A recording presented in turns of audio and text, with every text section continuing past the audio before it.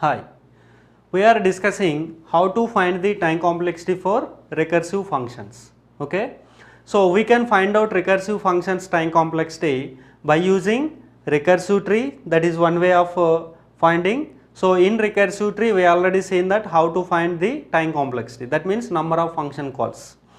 And in the same way, even by using recursive equation also we can find out the time complexity. So in recursive equation, that means for recursive code, get the recursive equation, and that recursive equation we are going to solve either by using substitution method or by using master theorem. So now we are going to see substitution method. How by using substitution method, how to get the time complexity for given recursive code, let us see now here. Okay, so here first of all we have the recursive code actually.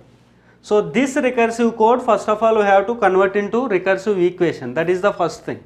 So how you are going to convert, that is very important, with input n. So that is what we have to find out. Now let us try to find out what is there inside. So whenever we are finding the time complexity, that means whenever you are writing the recursive equation, we are going to have always two parts here. So even here also entire code you can divide into two parts actually. Steps which are leading to recursive call, steps which are not leading to recursive call. That means a recursive code, non-recursive code. So here if you observe, this statement is recursive statement because it is leading to recursive call. Okay, and here this is not, this addition is not leading to recursive call, and this is not leading to recursive call. So this is not non-recursive code, and this is recursive code, and this is non-recursive code. So overall these things you are doing actually. So here one comparison you have to perform, non-recursive code, and here recursive code, this result you have to get. After that this addition you have to perform, which is non-recursive code, because function call is not required actually. So this entire code if you see, this is the recursive call. So this thing we are going to divide into two parts as we already seen. This is recursive code time complexity, this is non-recursive code time complexity. So recursive code time complexity, what we are doing here, try to find out.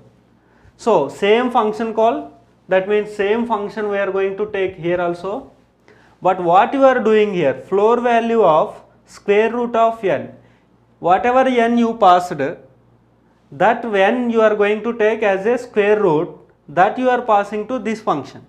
That means here we are going to take square root of n.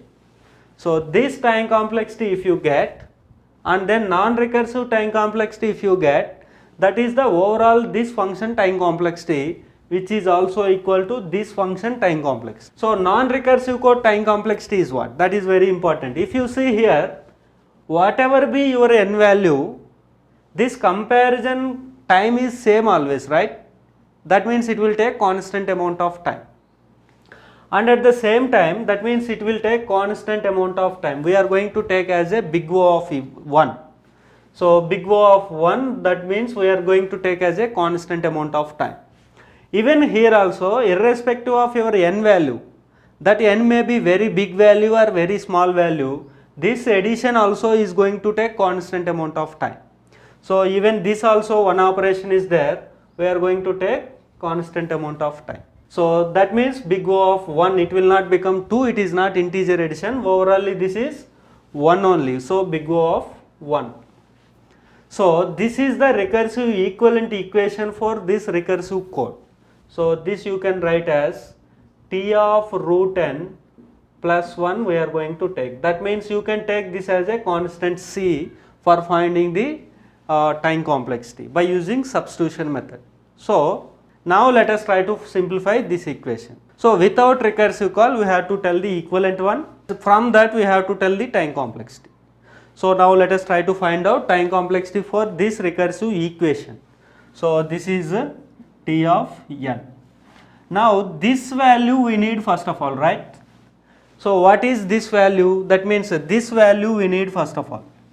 So same thing reflecting there also. So how you will get this one? So root n you have to substitute in the original equation. So if you substitute root n, So square t of root n you have to find out. So t of root n means in n place we have to substitute root n. So that means t of root n, in n place we substituted root n plus c. So let us substitute this one in this place. So that is what? T of n power root n means what? 1 by 2. Now 2 times root square root is there. So 1 by 2 square it will become. Plus c and another c here. So this is equivalent to this one and this c. Now if you simplify, t of n power 1 by 2 square plus 2c. Then this value we need first of all. Then same way if you do here, square root of n power 2 square value we need. Then if you substitute here, what we are going to have? T of square root of n power 1 by 2 square plus c. So this we are going to substitute back here. So then what we are going to have here? T of n power, so this will become 1 by 2 cube, right? Then this is c plus 2c, this will become 3c. So what is our observation? So whatever value here in 2 power, here also same. So for example, if you start with say here in the substitution method, or if you take the recursive tree, overally how many function calls, that's it. But here we are finding mathematically, but inner meaning is same actually. So if I take n value 256, so initially n value 256, when it comes to this function, what will happen? Square root of 256. Square root of 256 actually what? That is 16, right? Now again this you are recursively calling, that means 16 will come here. So that means square root of 256, that is root 16 actually, right? So this is equal to what? 4. Now again this you are again substituting back, because condition is false here, because n value, if n value is less than or equal to 2, then it will go here. That means it will stop recursive call. Since condition is false, it is coming here only. So that is why square root of 256, that will become root 4, that is 2. Now with n value 2, condition true, returning 1. So now it reached the base condition. So you are started with 256 and you are reaching the base condition here, right? So by that time, from where you started and when you reached the base condition, in between how many function calls are there? So this is one function call, this is one function call, this is one function call. Total 3 function calls are there. So that is the time complexity for that. So here also, if you start with some n value, some integer n value, definitely you will reach the base condition, because value is decreasing every time. That is what you have to observe from this. So here what is happening, we have to observe. So after few function calls like this, assume that we are at t of n power 1 by 2 power k, and whenever 3 here 3 is there, that means here k means here kc. Assume that we are at this step. So like here you started with 256, this equivalent is what? 256 power 2 cube, 1 by 2 cube. So same thing here also, right? N power, n is 256. So we are at here. So now at here, this is equivalent to 2 actually, right? That means we are assuming that this is reached the base condition. That means this is equal to 2 we are assuming. So definitely if you are recursively calling, it will reach at some point base condition. So here k is the number of function calls, right? Here 3 is the number of function calls. 3 function calls you did till now. So same way here k is the number of function calls. So what is k if you find, then this time complexity we will get. So let us try to find out what is k value.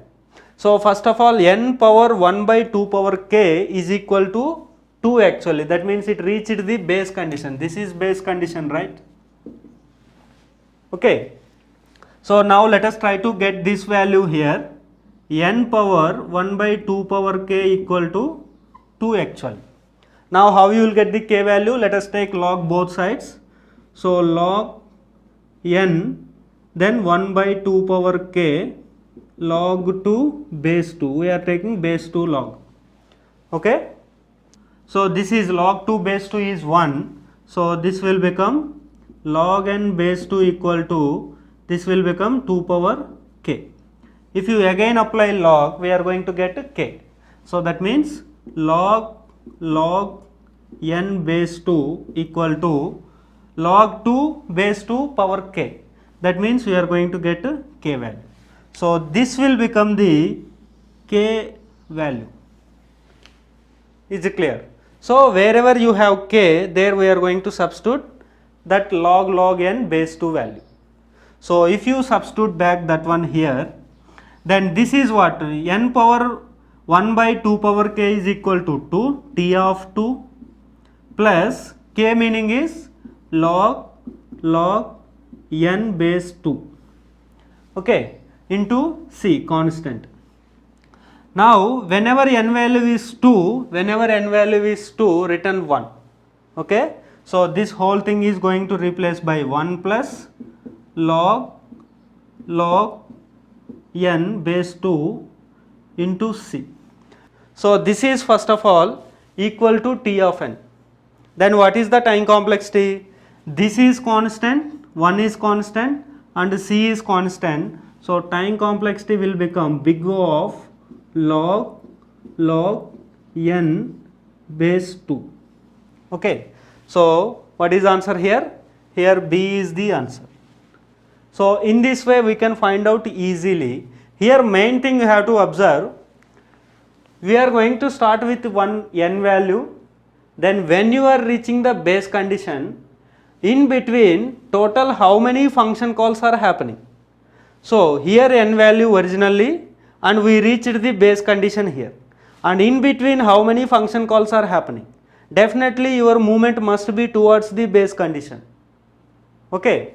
So in between how many function calls are happening, here k is saying actually. So what is k if you find, that means whenever assume that at this position we reached the base condition, definitely it will reach. So then if you find the k value, substitute back in the original equation, then you will get everything in terms of n value actually. So that will become the non-recursive equation for given recursive equation. So now t of n is equal to, non-recursive equation is what? 1 plus log n base 2 into c. So this is the equivalent one. So from this you can easily write down its a time complexity in terms of big O. So that is what, if you exclude the constants, then we are going to have big O of log n base 2. So in this way we can find out the time complexity for recursive equations or recursive functions by using the substitution method. So here we are substituting every time. So that is why this name is substitution method.